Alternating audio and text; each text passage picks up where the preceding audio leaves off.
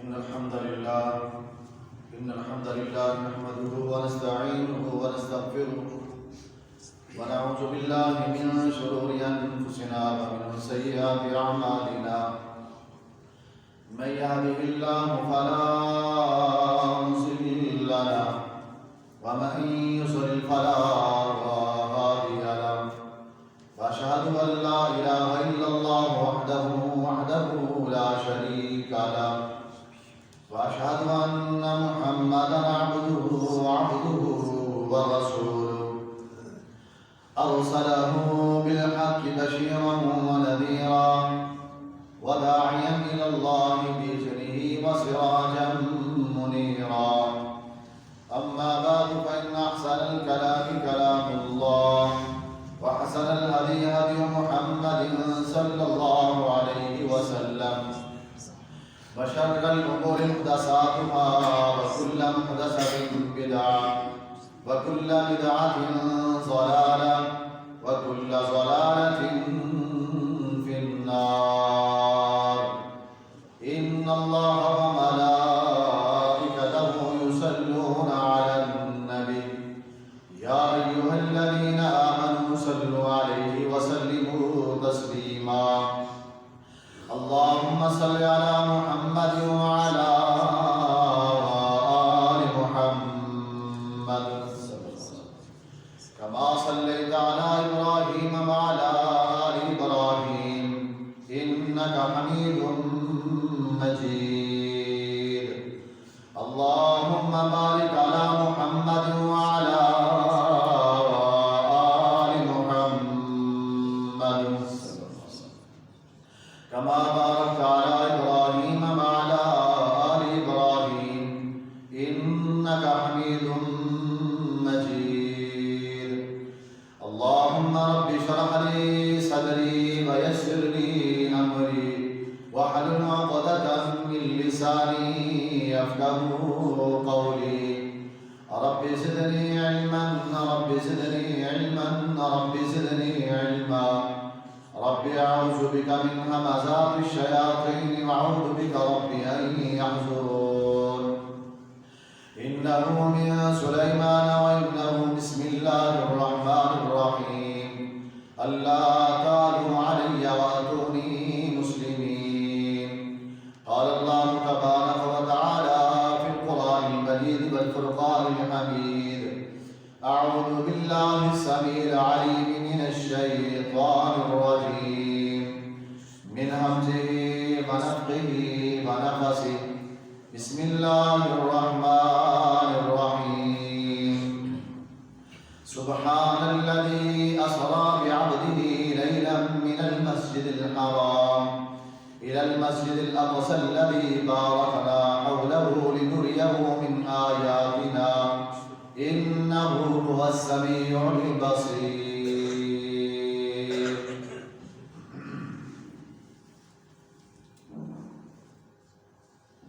تمام قسم کی حمد و ثنا تعریف کبریائی بڑائی اس اللہ خالق و مالک کے لیے جو ساری کائنات کا اکیلا خالق ہے، مالک ہے، رازق ہے، مشکل کشا ہے، حاجت روا ہے۔ وہ اللہ اولادیں عطا کرنے والا، بارشیں برسانے والا، بیماروں کو شفا عطا کرنے والا، ساری کائنات کا اکیلا ہی وحدہ لا شریک ہے، اور اس ذات پر کروڑوں درود و سلام لاتعداد بے حد و حساب امام الانبیاء، امام الہدا جناب محمد الرسول اللہ صلی اللہ علیہ وآلہ وسلم کی ذات اقدس پر، جنہیں اللہ تبارک و تعالی نے تمام جہانوں کے لیے رحمت للعالمین بنا کر بھیجا۔ مختصر حمد و ثنا درود و سلام کے بعد وہ اللہ رب العالمین قیامت کے دن جو اپنی رحمت کے ساتھ اپنے بندوں کو جنت عطا فرمائے گا، وہ جنت بڑی ہی اعلیٰ، وہ مقام بڑا ہی افضل، جس کو مل گیا وہ سب سے بڑا ہی خوش نصیب ہوگا۔ اے اللہ، ہم دعا کرتے ہیں تو ہماری نیکیاں قبول کر کے قیامت کے دن اپنی رحمت کے ساتھ ہم سب کو جنت الفردوس عطا فرما۔ وہی جنت ہے جس کا نظارہ اللہ رب العالمین نے امام کائنات محمد رسول اللہ صلی اللہ علیہ وسلم کو معراج کے موقع پہ کروایا۔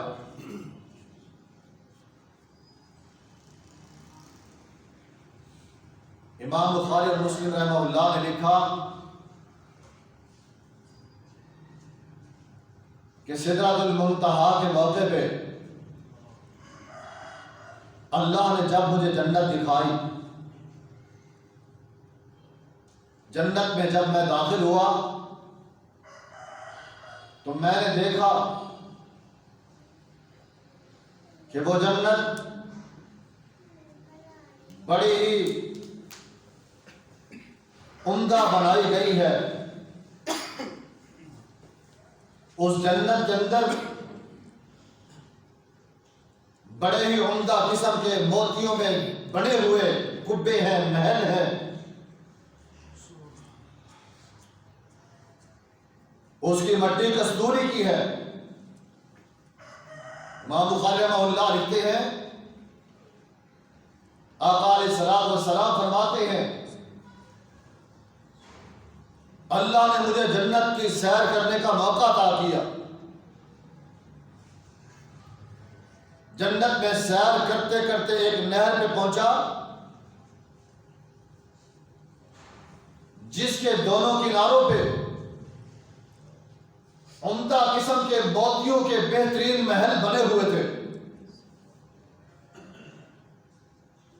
پوچھا جبرائیل، یہ نہر کیسی ہے؟ جبرائیل امین نے جواب دیا، یہ نہر کوثر ہے۔ اللہ اکبر، جو اللہ رب العالمین نے آپ کو عطا کی ہے۔ آقا فرماتے ہیں، اس نہر کے اندر میں نے ہاتھ مارا، چیک کروں اس کی مٹی کیسی ہے۔ اس نہر کی مٹی اٹھائی، دیکھتے کیا ہے، آقا فرماتے ہیں کہ وہ مٹی کستوری کی بنی ہوئی ہے۔ اللہ اکبر، کستوری ہے، اور یہی نہر کوثر ہے۔ جب قیامت کا دن آئے گا، اللہ رب العالمین اسی نہر سے ایک پرنالہ جاری کرے گا، جو قیامت کے دن میدان کے اندر بہت بڑا حوض پڑا ہوگا، جس کو حوض کوثر کے نام سے پکارا جاتا ہے۔ سیدھا جنت کی اس نہر سے وہ پانی اسی حوض کے اندر گر رہا ہوگا۔ آقا اس حوض پہ بیٹھ کے اپنی امت کے لوگوں کو پانی پلا رہے ہوں گے۔ آقا فرماتے ہیں، جس خوش نصیب نے اس حوض کا پانی پی لیا، جنت میں داخل ہونے تک اس کو پیاس نہیں لگے گی۔ اور یقیناً یہ بات صحیح ہے کہ جس کو حوض کوثر کا پانی نصیب ہو گیا وہ ضرور اللہ کی جنت میں داخل ہوگا۔ اللہ قیامت کے دن اپنے نبی کے ہاتھوں سے حوض کوثر نصیب فرما۔ تیرے نبی کے ساتھ محبت کرنے والے ہیں، تیرے نبی کی سنت پہ عمل کرنے والے ہیں، تیرے نبی کی امت ہیں، اللہ نعمتیں عطا کر دے۔ قیامت کے دن یہ بڑی نعمت ہے، یہ بھی عطا کر دے۔ اللہ اکبر۔ آقا فرماتے ہیں، اللہ نے جنت کے اندر اور کچھ دکھایا۔ امام بخاری رحمہ اللہ لکھتے ہیں، اللہ اکبر، آقا علیہ الصلوۃ والسلام جنت میں سیر کرتے ہوئے آگے آگے کسی شخص کے قدموں کی چلتی ہوئی آواز سنی۔ آج کو سنا، جبرائیل سے پوچھا، جبرائیل میرے آگے چلنے والا کون ہے؟ جواب ملا آپ کے پیارے صحابی سیدنا بلال رضی اللہ عنہ ہے۔ اللہ اکبر۔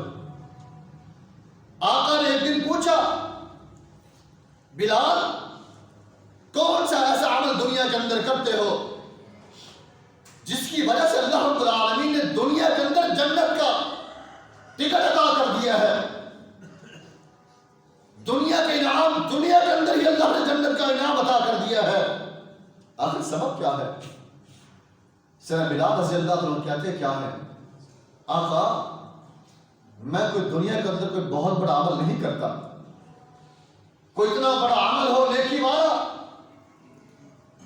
کہ جس کی وجہ سے اللہ نے مجھے خاص جنت عطا کی ہو۔ ہاں صرف ایک عمل ضرور ہے کہ جب کہ اللہ رب العالمین مجھے وضو کرنے کی توفیق دیتا ہے، وضو کرتا ہوں، وضو کرنے کے بعد لازمی طور پہ 2 رکعت نفل ادا کرتا ہوں۔ آقا نے فرمایا بلال سن لے، یہی وہ عمل ہے جس کو اللہ نے قبول کر کے دنیا کے اندر ہی جنت عطا کر دی۔ کتنی بڑی نعمت ہے، اللہ اکبر۔ آقا فرماتے ہیں، امام بخاری رحمہ اللہ نے لکھا جنت میں سیر کرتے ہوئے مجھے ایک عمدہ سی خوشبو محسوس ہوئی۔ میں نے جبرائیل سے پوچھا جبرائیل یہ خوشبو کیسی ہے؟ جبرائیل جواب کیا دیتے ہیں؟ یہ اس عورت اور اس کے بچوں کی ہے جو فرعون کی نوکرانی تھی، جو فرعون کے گھر کے اندر رہ کے نوکرانی کام کرنے والی ملازمہ خادمہ ایک اللہ وحدہ لا شریک کو مانا کرتی تھی۔ فرعون اپنے آپ کو رب کہنے والا کہتا نا ربکم الاعلی، اس کے گھر کے اندر اللہ ایسے بندے پیدا کر دیتا ہے جو اللہ رب العالمین کو خالق و مالک مانے۔ آقا نے پوچھا جبرائیل یہ کیسا؟ اللہ نے کیوں دیا اتنا درجہ مقام، جنت کی خوشبو؟ جبرائیل امین نے ساری بات بتلائی۔ جبرائیل کہتے کیا ہے آقا؟ وہ عورت تو وہ تھی فرعون کے گھر میں نوکری کرنے والی ملازمہ۔ ایک دن ایسا آیا فرعون کی بیٹی کے سر میں کنگھا کر رہی ہے، کنگھا کرتے ہوئے اچانک ہاتھ سے کنگھا نیچے گر گیا۔ وہ کہتی کیا ہے؟ وہ کہتی ہے بے ساختہ الفاظ بسم اللہ، جس طرح کے عام روٹین کے اندر بندے کے ہاتھ سے کوئی اچھی چیز گر جائے بندہ کہتا کیا ہے؟ بسم اللہ۔ اس عورت نے یہی الفاظ کہے، اگر لفظ بسم اللہ پہ آ جائے بے شمار واقعات ہیں، وقت بیت جائے گا، سچی بات ہے لفظ بسم اللہ پہ باتیں ختم نہیں ہوگی۔ بسم اللہ، فرعون کی بیٹی کیا کہتی ہے؟ کیا میرے باپ کو تو نے پکارا؟ وہ ملازمہ کہتی ہے نہیں، میں نے اس رب کو پکارا ہے جو میرا رب بھی ہے، میرے باپ کا رب بھی ہے۔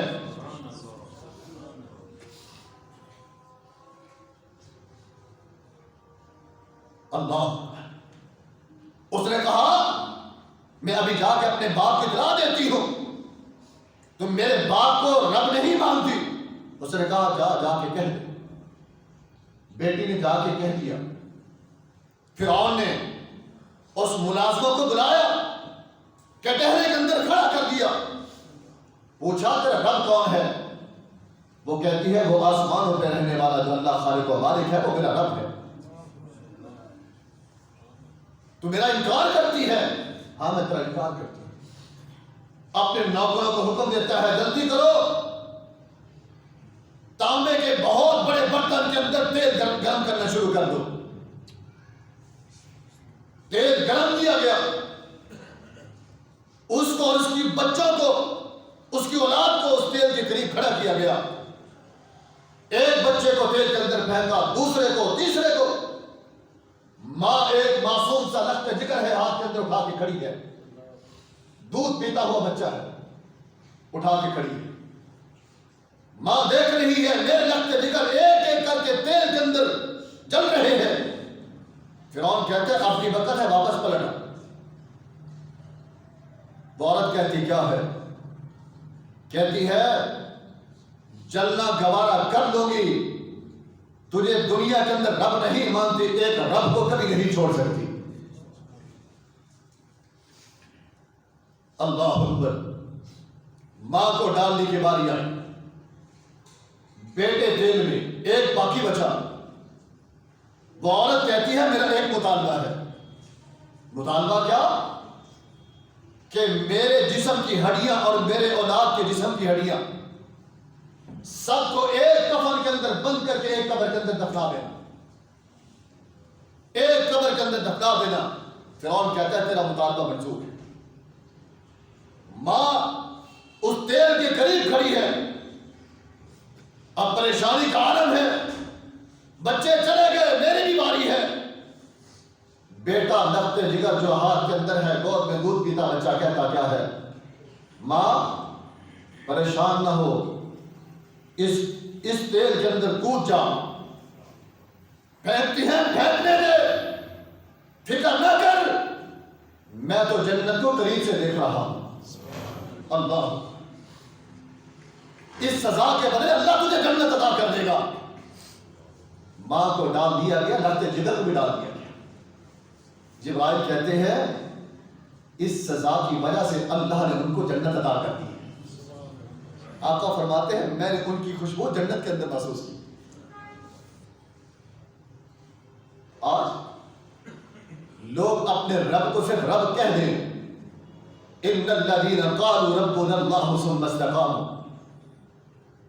اللہ اپنے قرآن کے اندر فرماتے ہیں لوگوں جب تم اپنے رب کو، اپنے اللہ کو رب کہہ دو، ڈٹ جاؤ۔ اللہ کی قسم اللہ اپنے بندے کی اس بات کو کبھی ضائع نہیں کرتا۔ صحابہ نے یہی کیا۔ خباب بن ارد کو دیکھ لو، سیدنا بلال رضی اللہ عنہ کو دیکھ لو، دیگر شہداء کو دیکھ لو، کیا جرم تھا؟ ان الذین قالوا ربنا اللہ ثم استقاموا۔ آج اگر کوئی کہہ دے اپنے رب کو خالق و مالک مان لے، دنیا کے جنجال کو چھوڑ دے، اللہ نعمت عطا کر دے گا۔ کہتا ہے میری برادری میرے مسائل میں کیسے چھوڑ؟ اللہ اکبر۔ جنت کے مشاہدات کے علاوہ اللہ نے اور چیزیں بھی اپنے نبی کو دکھائی۔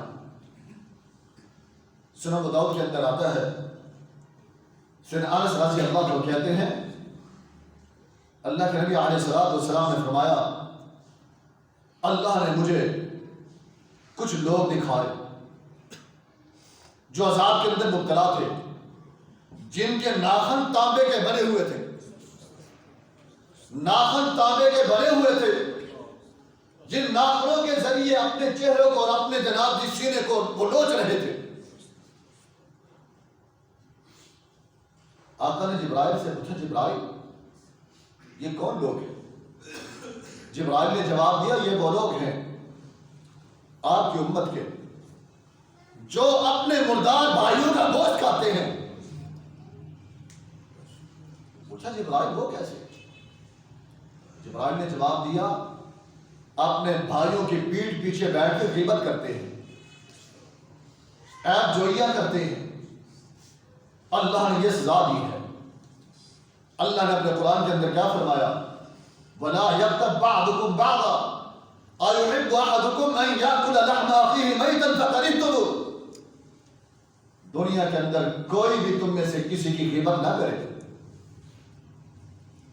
فرمایا کیا تم میں سے کوئی یہ پسند کرتا ہے کہ وہ اپنے مردے بھائی کا گوشت کھائے؟ وہ اس کو ناپسند کرتے ہیں۔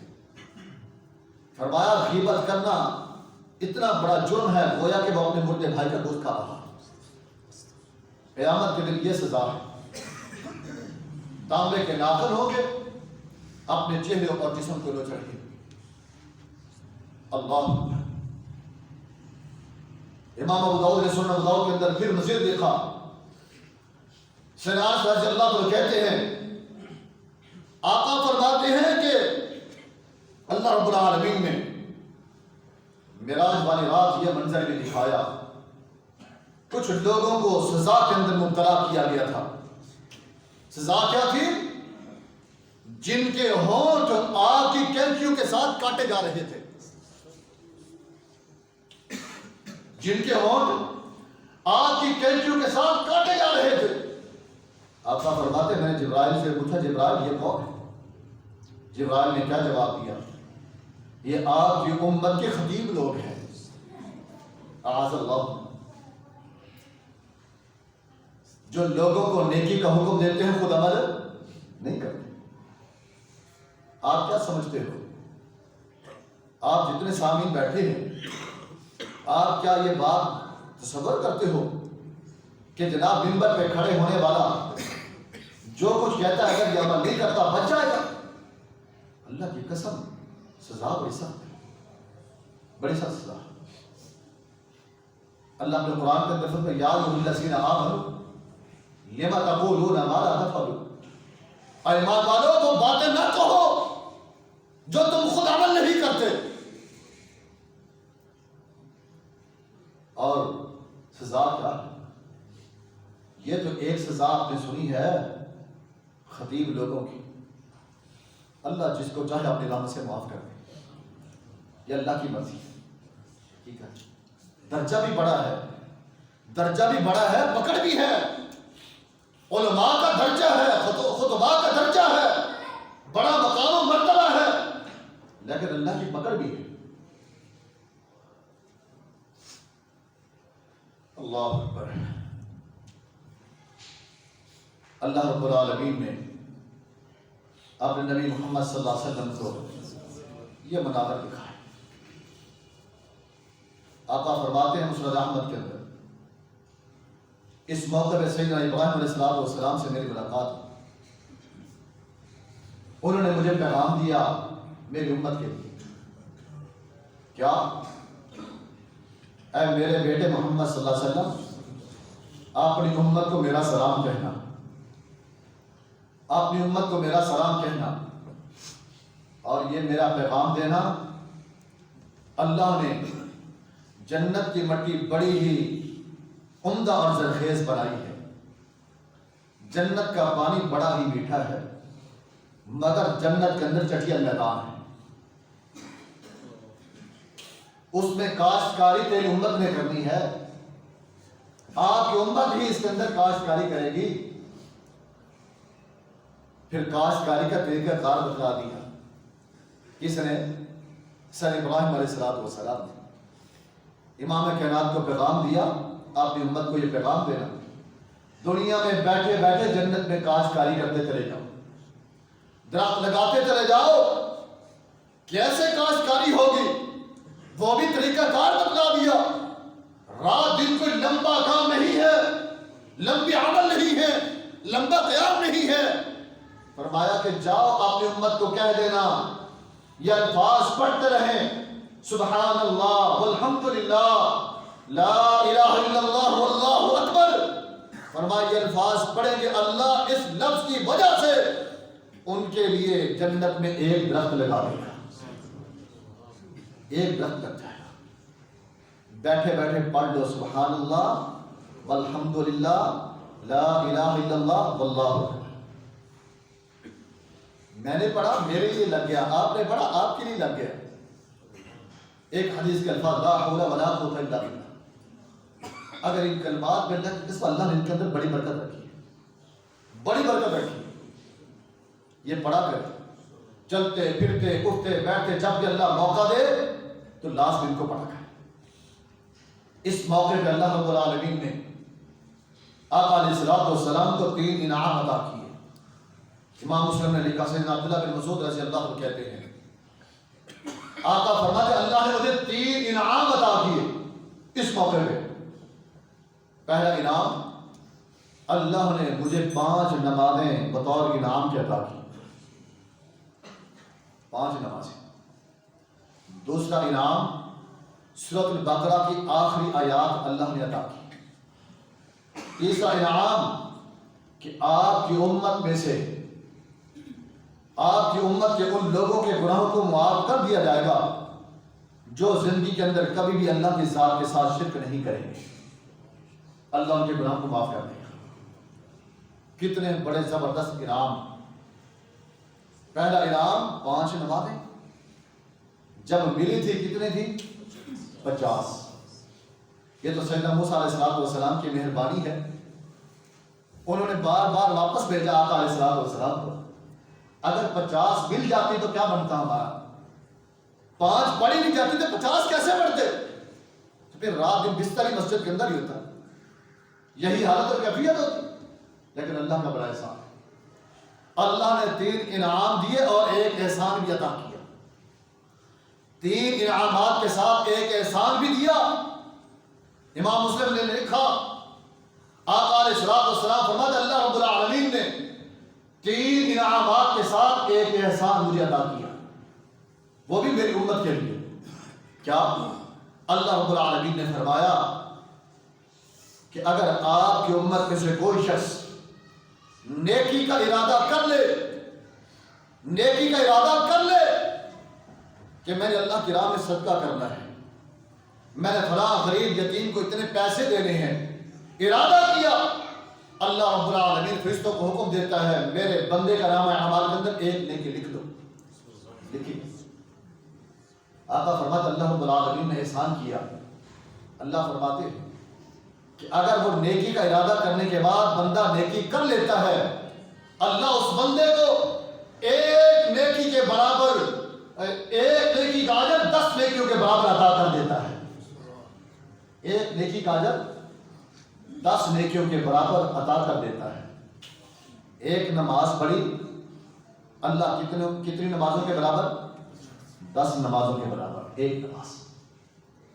اگر 5 پڑھتے ہیں تو کتنی؟ 50 کے برابر.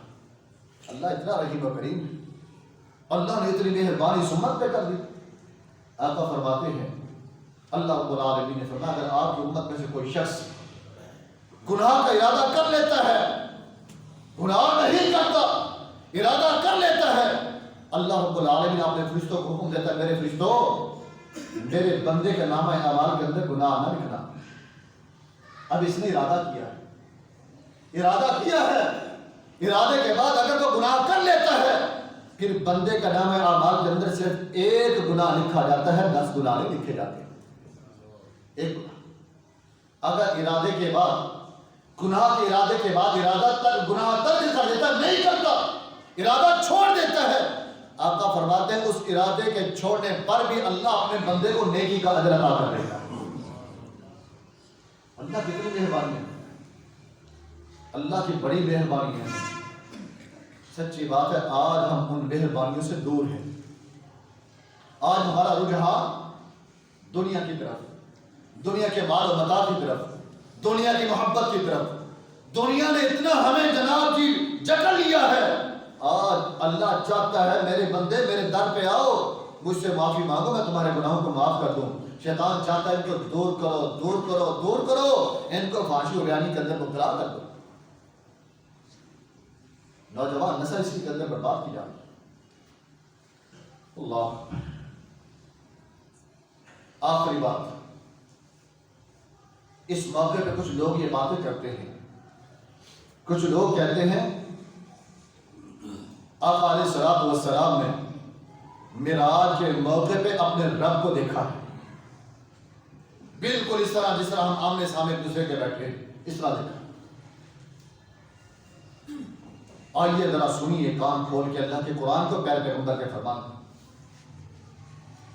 سدرۃ المنتہا کے قریب آقا نے اپنے رب سے صرف وحی کے ذریعے ملاقات کی ہے، دو بدو نہیں، وحی کے ذریعے. اللہ کا قرآن فَأَوْحَىٰ إِلَىٰ مَا عَبْدِهِ مَا أَوْحَىٰ. ہم نے وحی کی اپنے بندے کی طرف جس طرح ہم نے چاہا.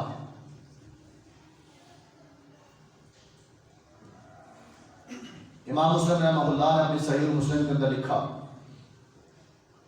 سیدنا ابو ذر رضی اللہ عنہ کہتے ہیں ایک دن میں پیارے پیغمبر علیہ السلام کے پاس بیٹھا ہوا تھا. میں نے عرض کیا آقا معراج کے موقع پہ کیا آپ نے اپنے رب کو دیکھا ہے؟ آپ نے اپنے رب کو دیکھا ہے؟ اللہ اکبر۔ تو پیارے پیغمبر علیہ الصلوۃ والسلام نے سیدنا ابو ذر رضی اللہ عنہ کو جواب دیا، ابو ذر سن لے، نور انا اراہ، اللہ کی ذات نور ہے، اس کو میں کیسے دیکھ سکتا ہوں؟ اس کو میں کیسے دیکھ سکتا ہوں؟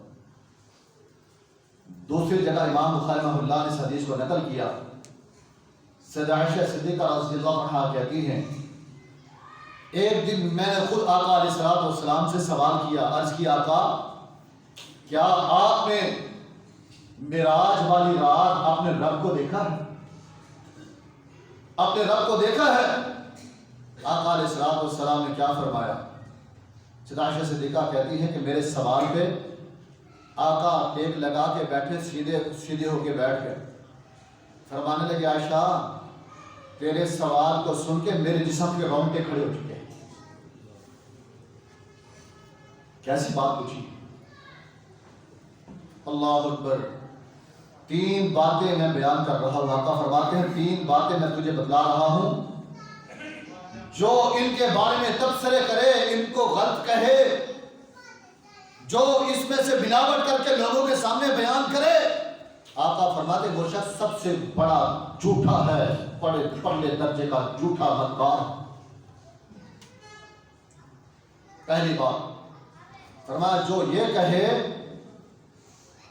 کہ محمد صلی اللہ علیہ وسلم نے اپنے رب کو دیکھا ہے، وہ جھوٹ بول رہا ہے۔ وہ کیا کر رہا ہے؟ جھوٹ بول رہا ہے۔ دوسری بات یہ بھی تھی اس کے اندر سب سے بڑی بات، پھر آقا علیہ الصلوۃ والسلام نے اللہ کے قرآن کی آیت پڑھی، سورۃ الانعام آیت نمبر 103۔ گھر کے اندر جا کے اللہ کے قرآن کو اٹھا کے پڑھ لیں، لا تدرکہ الابصار وہو یدرک الابصار۔ کوئی آنکھ اپنے رب کو نہیں دیکھ سکتی، وہی ہے جو سب کو دیکھنے والا ہے، وہی سب کو دیکھنے والا ہے، کوئی آنکھ اس کو نہیں دیکھ سکتی۔ وہو اللطیف الخبیر، وہی اللہ جو باریک بینی سے ہر خبر کو جاننے والا ہے۔ سورۃ الشعراء کے اندر فرمایا، وما کان لبشر ان یکلمہ اللہ الا وحیا او من وراء حجاب او یرسل رسولا فیوحی باذنہ ما یشاء انہ علی حکیم۔ اللہ رب العالمین کو پہلے پیغمبر علیہ الصلوۃ والسلام نے اگر بات کی تو پردے کے پیچھے سے۔ سب سے بڑی دلیل اگر آپ دیکھنا چاہتے ہو، آج لوگ بیان کرنے والے بڑے عجیب و غریب انداز میں بیان کرتے ہیں۔ ایک بیان کرنے والا بیان کرتا ہے، کہتے ہیں اس انداز سے کہ آقا معراج پہ گئے، جناب جی چلتے چلتے آگے بڑھتے بڑھتے حتیٰ کہ رب سے ملاقات کی باری آئی، رب نے اتنا قریب کر لیا، اتنے قریب ہو گئے کہ محمد اور رب ایک ہو گئے۔ اللہ کی قسم، اللہ کی ذات، اس نے اتنا بڑا جھوٹ باندھا ہے، جھوٹ بولا ہے۔ اللہ کہتا ہے لا تدرک الابصار وہو یدرک الابصار۔ اٹھائیے سورۃ الاعراف 143 آیت نمبر۔ سیدنا موسیٰ علیہ السلام نے کوہ طور پہ اپنے رب سے کیا مطالبہ کیا تھا؟ کیا کہا تھا؟ وَلَمَّا جَاءَ مُوسَىٰ لِمِيقَاتِنَا وَكَلَّمَهُ رَبُّهُ قَالَ رَبِّ أَرِنِي أَنظُرْ إِلَيْكَ۔